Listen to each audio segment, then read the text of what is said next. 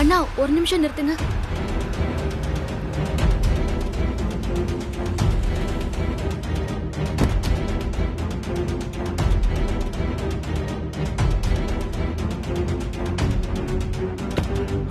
மித்ரா. அப்பா என்னப்பா ஆக்சிடென்ட் அது இதுன்னு சொன்னாங்க, என்ன ஆச்சு? மித்ரா, நீ பஸ்ல தான் வருவேன்னு ரோட்டையே பார்த்துட்டு இருந்த. நீ கார்ல தான் வரேன்னு ஒரு ஃபோன் பண்ணிருக்கலாம்ல. அப்பா நான் என்ன கேட்டேன், நீங்க என்ன சொல்றீங்க? என்னாச்சுப்பா? அப்பாக்கு ஆக்சிடென்ட்லாம் ஒண்ணும் இல்லம்மா. ஒன்னு ஊருக்கு வர வைக்கணும்னு தான். அதுக்கு ஆக்சிடென்ட்னு?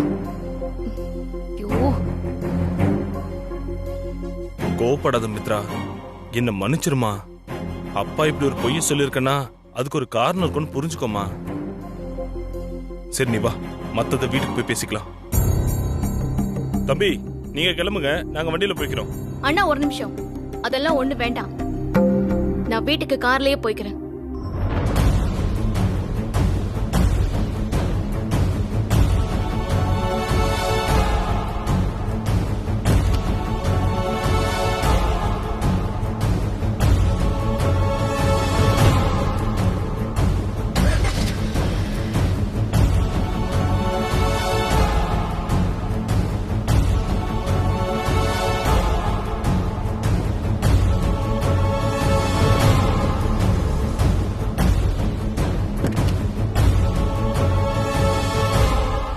இந்த மனுஷன் மித்ராவை போய் கூட்டிட்டு வரேன்னு பஸ் ஸ்டாண்ட் வரைக்கும் போனாரு. இவ என்னடான்னா கார்ல வந்து இறங்குறா. வந்ததும் வராததுமா அப்பா எப்படி இருக்காரு என்னன்னு விசாரிப்பாளே. இப்ப நான் என்ன பதில் சொல்லுவேன்?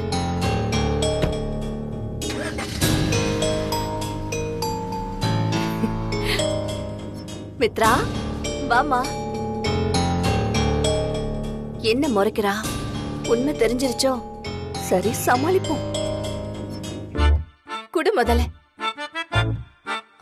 அப்பாவுக்கு ஆக்சிடென்ட்ன உடனே நீ என்னமோ ஏதோன்னு பயந்து போயிட்டியா? நாம கும்பிடுற சாமி நம்மள கைவிடல மித்ரா. தலைக்கு வந்தது தலைப்பாயோட போற மாதிரி ஆக்சிடென்ட் ஆனாலும் உங்க அப்பாவுக்கு ஒரு சின்ன அடி கூட படல. அதிர்ச்சியில மயக்கமானவரு 1/2 மணி நேரத்துல மயக்கம் தெளிஞ்சு எந்திரிச்சு எல்லாரையும் பார்த்து சிரிக்க ஆரம்பிச்சிட்டாரு.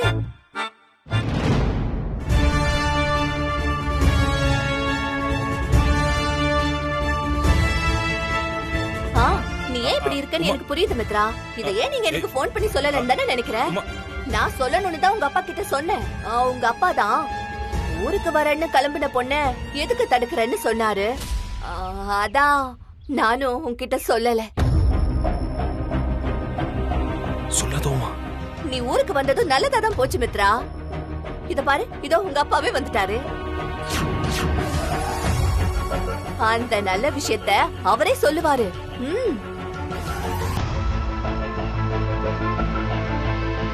அம்மா சொல்றாங்கல்லப்பா, சொல்லுங்க என்ன நல்ல விஷயம்? மித்ரா, எங்களை மன்னிச்சிருமா. நாங்க உன்கிட்ட அப்படி சொல்லி வர வச்சது தப்புதான். எல்லாரும் சேர்ந்து என்ன ஏமாத்திட்டீங்கல்ல. ஏன் இப்படி நாடகம் ஆடினீங்க? நீங்க வந்துட்டு போமான்னு சொன்னா நான் என்ன வரமாட்டேன்னு சொல்ல போறேன்? அதான் சொல்லிட்டலமா, நாங்க பண்ணது தப்புதான், மன்னிச்சிருமா. ஆனா நான் முன்னாடி சொன்ன மாதிரி நான் எது பண்ணாலும் உன் நல்லதுக்கு தான் பண்ணுவேன்னு உனக்கு தெரியாதம்மா. ஒரு நல்ல இடத்துல இருந்து உன்னை பொண்ணு கேட்டு ஒரு சம்பந்தம் வந்துச்சு. அதான் பேசி முடிச்சு நிச்சயம் பண்ணிடலான்னு முடிவு பண்ணிட்டோம்.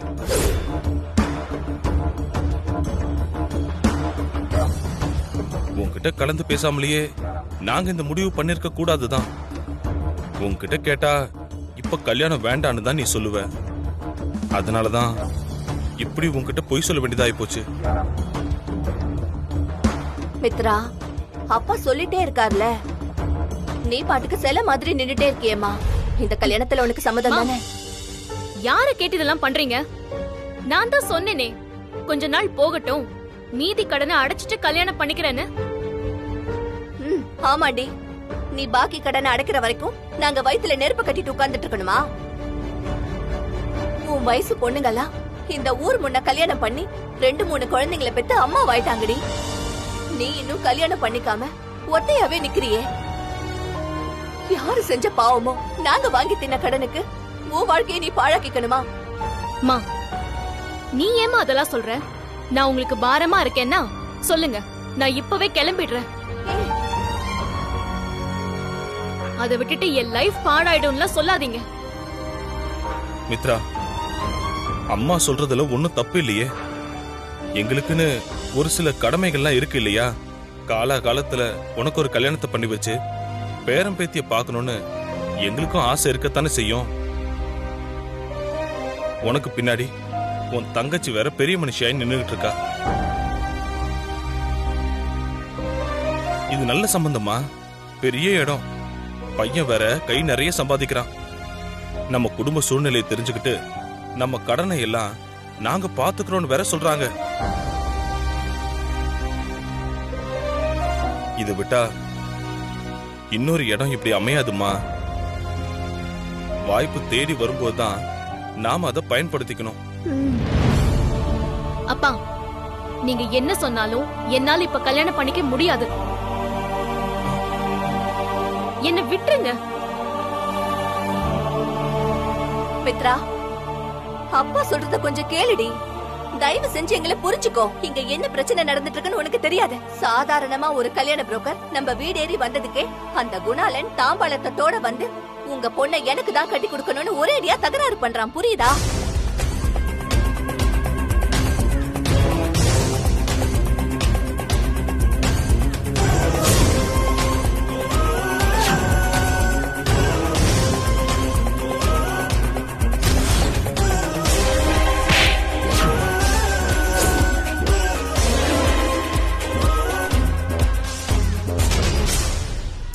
இவ்ளோ பிரச்சனைய வச்சுக்கிட்டு நீ சென்னையிலயும் நாங்க இங்கேயும் இருக்கிறது நல்லதில்ல மித்ரா.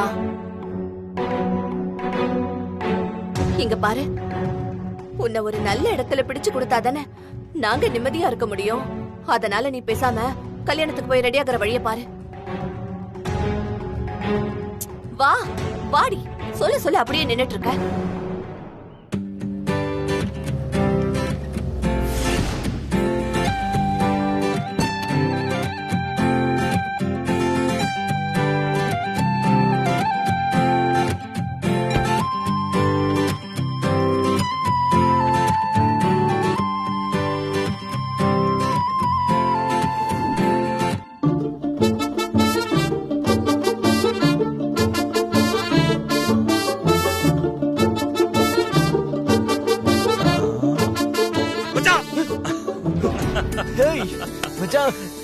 ஹேய் மச்சான், எப்பரா இருக்க? நல்லா இருக்க மச்சான், நீ எப்படி இருக்க? நான் சூப்பரா இருக்கேன்டா. எவ்வளவு நாள் ஆச்சுல மச்சான்? டேய், நான்லாம் இல்ல, வருஷ கணக்காச்சு. யுஎஸ்ல இருக்கும்போது தெரியல, ஆனா நான் இங்க வந்ததுக்கு அப்புறம் உன்னை ரொம்ப மிஸ் பண்ணேன்டா. ஏய் மச்சான், ரொம்ப நடிக்காதடா. அன்னைக்கு கூப்பிட்டப்போ வரலன்னு அவ்வளவு சீன் போட்ட, இப்ப என்ன திடீர் பாசம்? அது ஒண்ணும் இல்லடா, நானும் என் ஒய்ஃபும் ஹனிமூன் போறதுக்காக பிளான் பண்ணி வச்சிருந்தோம். இப்போ அவளுக்கு திடீர்னு அபிஷியல் ஒர்க்கா டெல்லி போக வேண்டிய சிச்சுவேஷன் வந்துருச்சு. என்ன பண்றது, எனக்கும் வீட்ல இருந்து செம்ம போர் அடிச்சது. சோ அதனால தான் கிளம்பி வந்துட்டேன். சேண்டா நல்லவனே, உனக்கெல்லாம் ஒய்ஃப் வெளியே போனாதான் இந்த ஃப்ரெண்ட்ஸ் ஞாபகம்லாம் வருது. டேய் சிச்சே, அப்படிலாம் இல்லடா, எனக்கு ஃப்ரெண்டு தான் ஃபர்ஸ்ட், அது எல்லாமே நெக்ஸ்ட் தான். சொல்லி ஹாய் வினய், எப்படிப்பா இருக்க? ஹாய் ஆண்டி, நல்லா இருக்கேன். நீங்க எப்படி இருக்கீங்க? நல்லா இருக்கேன். Hi uncle. மா, புது மாப்பிளமா, ஓ. அவனுக்கு என்ன ஆள் ஜம்முன்னு இருக்கான் பாருங்க. டேய் ஏன்டா நீ வேற, அதெல்லாம் ஒண்ணும் இல்ல, அப்படியே சந்தோஷமா போகுது. ம். பாத்தியா சந்துரு, நீயும் சீக்கிரமா கல்யாணம் பண்ணி வினய் மாதிரி அமெரிக்கா லண்டன் போய் சந்தோஷமா இருக்கலாம்ல. இப்ப மட்டும் எப்படிப்பா இருக்க? ஐ எம் ஆல்வேஸ் ஹாப்பி தான்ப்பா. அப்பா, அப்புறம் இந்த அமெரிக்கா லண்டன் அந்த சீனே இங்க இல்ல. அப்புறம் மலேசியான்னு சொல்ல போற, அவ்வளவுதானே? இவனை திருத்தவே முடியாது வினய். ஒரு விஷயம் பிடிச்சு போச்சுன்னா கடைசி வரைக்கும் அதை விட்டுட்டு வேற வேலையே தேட மாட்டான். அதையே பிடிச்சிட்டு கடைசி வரைக்கும் கிடப்பான். பா மா, ஆரம்பிச்சிட்டாருமா, நேரம் ஆகுது, வாங்க போலாம். ஆ. சரி வாங்க. டேய் நீடா. என்னடா அப்பாவும் அம்மாவும் நம்ம கூட வராங்களா? இல்ல மச்சான், அப்படியே அம்மாவும் அப்பாவும் ஊர்ல போற வழியில பாட்டி வீட்டுக்கு போயிருவாங்க. அவங்க தனியா வேற கார்ல போட்டோம், நம்ம உன் கார்லயே போவோம். அப்பாடா, இப்பதான்டா எனக்கு சந்தோஷமா இருக்குது. மச்சான் அப்படி இல்ல, எனக்கு ஏதோ பொண்ணு பார்த்துருக்காங்களாமா. ஊருக்கு போய் பொண்ணை அப்படியே பார்த்துட்டு நம்ம டிராவலை கண்டினியூ பண்ணிக்கலாம். பொண்ணு பாக்குறதுக்கா? டேய் இதெல்லாம் நமக்கு சரிப்பட்டு வர மச்சான். நீ போயிட்டு வா, நான் அப்படியே கிளம்புறேன். டேய் மச்சான், பொண்ணு எனக்கு பார்க்க போறோம் மச்சான், என்ன உனக்கு பார்க்க போற மாதிரி இவ்வளவு அலட்டிக்கிற? வாடா மச்சான், எல்லாம் ஒரு ஃபார்மாலிட்டிக்கு தான். ஒரு 10 நிமிஷம் முடிச்சிட்டு அப்படியே நம்ம டிராவலை கண்டினியூ பண்ணிக்கலாம். அப்படிங்கிற? அப்படிதான். சரி வா போலாம். வா.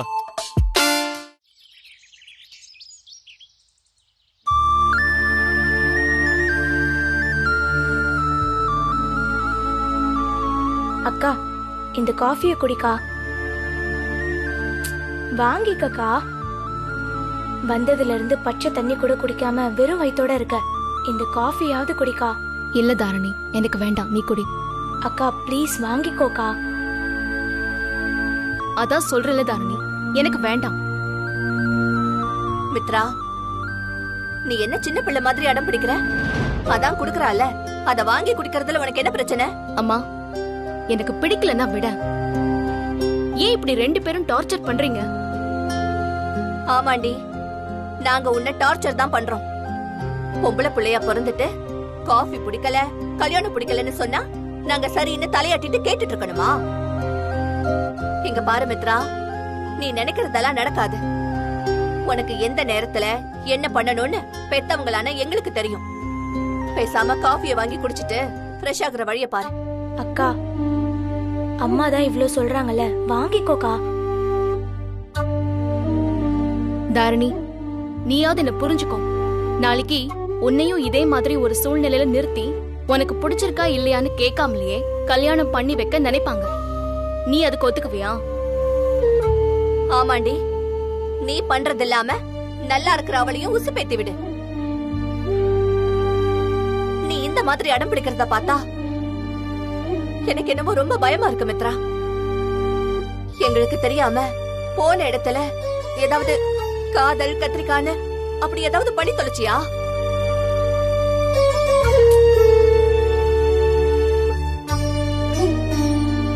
ஏன் நீ பேசாம இருக்க? சொல்லு, வாயை திறந்து. எங்களுக்கு தெரியாம லவ் ஏதாவது பண்ணிட்டு இருக்கியா? அம்மா, என்னம்மா நீ இப்படி எல்லாம் பேசிட்டு இருக்க? அவ என் அக்காமா. இது வரைக்கும் நம்ம கிட்ட சொல்லாம ஏதாவது மறைச்சிருக்காளா? இப்ப எதுக்கு அவளை சந்தேகப்படுற? நமக்காக தானே அங்க போய் கஷ்டப்பட்டுட்டு இருக்கா. நீ இப்படி எல்லாம் பேசினா அவளுக்கு கஷ்டமா இருக்காதா? இந்த காலத்து பிள்ளைங்களெல்லாம் நம்ப முடியாதுடி. என்ன பாக்குற? உன்னையும் சேர்த்துதான் சொல்றேன். வீட்டுக்கு தெரியாம லவ் மட்டுமா பண்றீங்க? ரெஜிஸ்டர் மேரேஜ் பண்ணிக்கிட்டு ஒண்ணுமே நடக்காத மாதிரில இருக்கீங்க. உங்களை பத்தியெல்லாம் எங்களுக்கு தெரியாதா என்ன? பெத்தவங்களுக்கு துரோகம் பண்ண தயங்காத தலைமுறைல இந்த தலைமுறை. அக்கா, ஏன்க்கா இன்னும் அமைதியா இருக்க? நான் லவ் எல்லாம் பண்ணல. நீங்க பாக்குற மாப்பிள்ளைய கல்யாணம் பண்ணிக்குவேன்னு சொல்லுக்கா.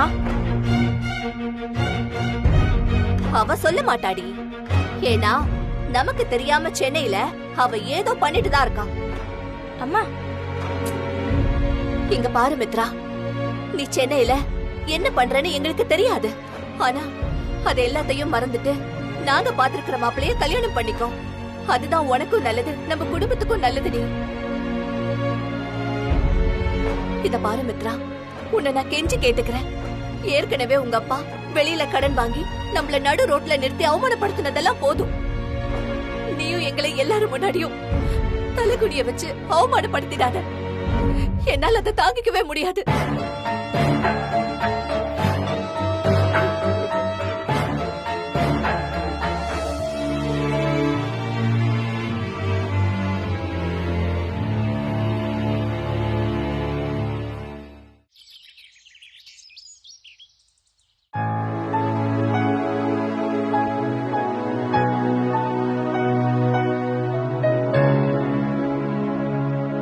2 குடும்பத்துல இருக்கிற பிரச்சனையும் தீரணும் தான் நான் இந்த கல்யாண முடிவையே எடுத்தேன். இப்போ முதல்ல கிட்ட இருந்து தப்பிச்சு திமிங்கலத்துக்கிட்ட மாட்டிக்கிட்ட மாதிரி கடன் பிரச்சனையில இருந்து தப்பிச்சு இந்த கல்யாண பிரச்சனையில மாட்டிக்கிட்டேன். இதுல இருந்து தப்பிக்கணும்னா எனக்கு இருக்கிற ஒரே வழி உண்மையை சொல்றதுதான். ஆனா இந்த நேரத்துல அதை சொல்ல முடியாது. நாம உடனே சென்னைக்கு போறதுதான் சரியா இருக்கும். பொய் சொல்லி வர வச்சது அவங்க தப்பு. நான் ஏன் பயப்படணும்?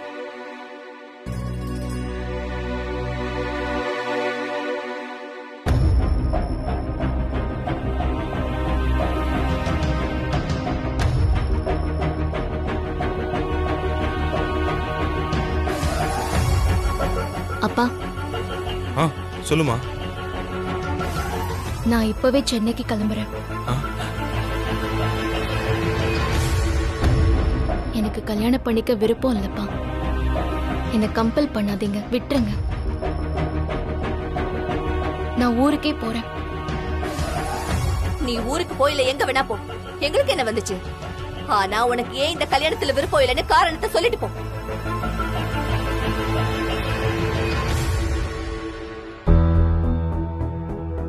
நீ சொல்ல மாட்டடி, சொல்ல மாட்ட. ஏன்னா உனக்கு திமிரு ஏறி போச்சு. இந்த வீட்ல இருந்த வரைக்கும், உங்க அப்பா சம்பாத்தியத்துல சாப்பிட்ட வரைக்கும் எங்க மேல மதிப்பு மரியாதை எல்லாம் இருந்துச்சு. நாங்க சொல்றதெல்லாம் கேட்டு ஒழுங்கா இருந்த. இப்ப நீயே சம்பாதிக்கிறன்ற திமிரு. இப்போ உன் அண்ணன் நம்பி நாங்க இருக்கோம்ல, அதான் எங்களை மதிக்க மாட்டேங்கிற. இத பாருங்க, நான் சொல்ல வேண்டியதெல்லாம் சொல்லிட்டேன். அதுக்கப்புறம் நீங்களாச்சு உங்க அருமை மகளாச்சு. நாளைக்கு மாப்பிள்ளை வீட்டுக்காரங்க வந்து நிக்கும் போது உங்க மக வீட்ல இல்லாம போனா எல்லாரும் காரி துப்பிட்டு போவாங்க. நல்லா வாங்கிக்கோங்க. உங்களுக்கு வேணா மான மரியாதை இல்லாம இருக்கலாம், ஆனா எனக்கு இருக்கு. இவ இன்னைக்கு இந்த வீட்டை விட்டு வெளியே போனான்னு வைங்க, நாளைக்கு உமாவை நீங்க உயிரோடவே பார்க்க முடியாது.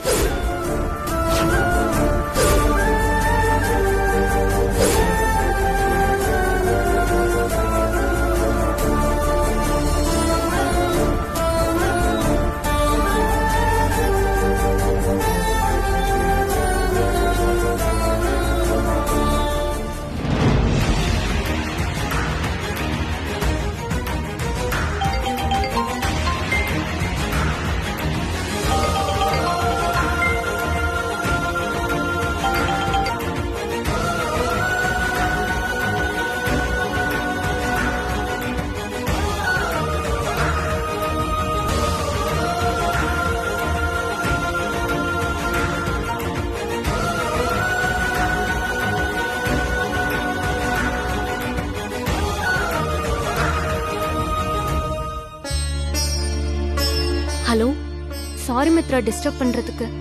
உன்னால பேச முடியுமா? இல்லைன்னா சொல்லு, நான் அப்புறம் கால் பண்றேன். பேசுறேன்டி, சொல்லு.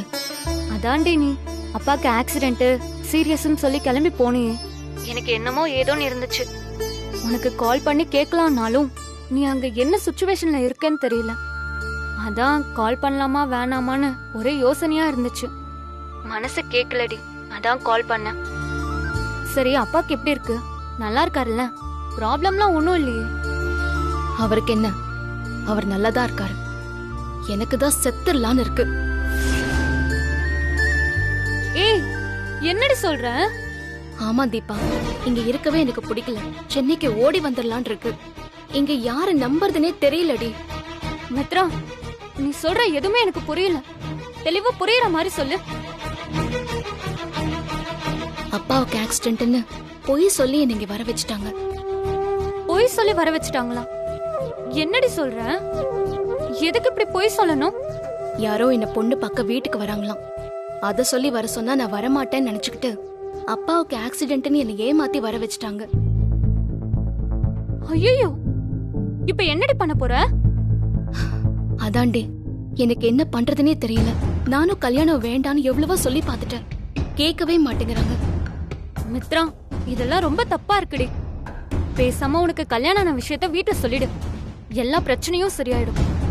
நீ வேறடி, இப்ப போய் எனக்கு கல்யாணம் ஆயிடுச்சுன்னு சொன்னா அதை விட பெரிய முட்டாள்தனம் வேற எதுவும் இல்ல. அப்போ உனக்கு கல்யாணம் ஆன விஷயத்த வீட்லயே சொல்ல மாட்டியா? இல்ல, அதையும் ஒரு நாள் சொல்லிதான் ஆகணும். ஆனா இப்ப சொல்ல முடியாது. முதல்ல வினய்க்கு ஹெல்த் கொஞ்சம் இம்ப்ரூவ் ஆகணும். அதே மாதிரி என் அம்மா அப்பாவையும் நான் கொஞ்சம் மென்டலா ரெடி பண்ணணும். ஆனா திடீர்னு போய் சொன்னா செட் ஆகாது. அதுவும் இப்ப இருக்கிற நிலைமையில நான் லவ் பண்றேன்னு சொன்னாலே அவங்க ஒத்துக்க மாட்டாங்க. இதுல நான் கல்யாணம் பண்ணிட்டேன்னு சொன்னா ஐயோ அவ்வளவுதான். அப்புறம் என்ன தாண்டி பண்ண போற? தெரியல தீபா. ஆனா ஒண்ணு மட்டும் எனக்கு நல்லா புரியுது. தெரிஞ்சோ தெரியாமலோ நான் ஒரு விஷயத்தை ஸ்டார்ட் பண்ணிட்டேன். இனிமே அழுதுகிட்டு உட்கார்ந்துட்டு இருந்தா பிரயோஜனம் இல்லை. நான் ஃபேஸ் பண்ணி தான் ஆகணும். அதனால தைரியமா ஃபேஸ் பண்ணலான்னு முடிவு பண்ணிட்டேன்.